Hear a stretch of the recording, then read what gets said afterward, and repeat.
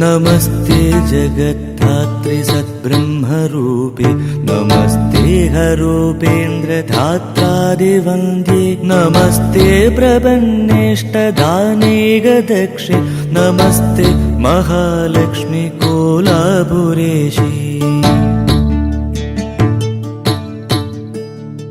विधिकृत्तिवासा हरिर्विश्वमेतत् सृजत्यत्तिपादीति यत्तत्प्रसिद्धं कृपालोकनाथ एव ते शक्तिरूपे नमस्ते महालक्ष्मी कोलापुरेशी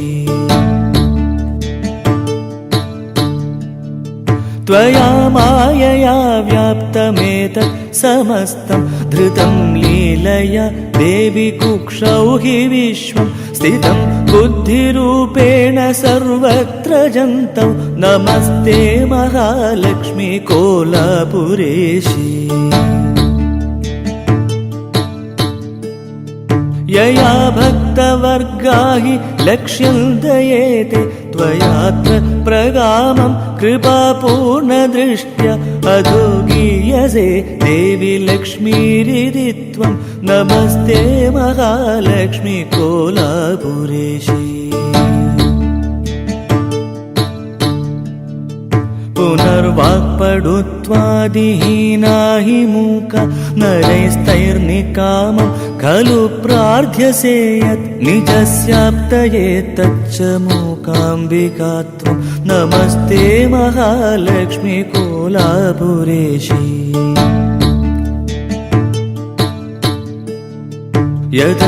यदद्वैतरूपात् परब्रह्मणस्त्वं समुत्था पुनर्विश्वलीलोद्यमस्ता तदाहुर्जनास्त्वां च गौरी कुमारी नमस्ते महालक्ष्मी कोलापुरेशी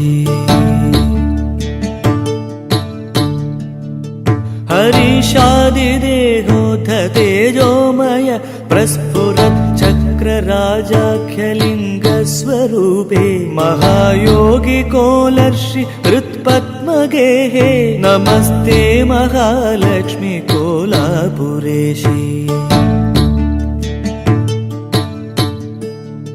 नमः शङ्खचक्राभयाभीष्टहस्ते नमस्तेऽम्बिके गौरि पद्मासनस्ते नमः स्वर्णवर्णे प्रसन्ने शरण्ये नमस्ते महालक्ष्मी कोलापुरेशी इदं स्तोत्ररत्नं कृतं सर्वदेवहृदि त्वां समाधाय लक्ष्म्यष्टकं यः पठेन्नित्यमेव व्रजायोगलक्ष्मीं सविद्यां च सत्यं भवत्यः प्रसादात्।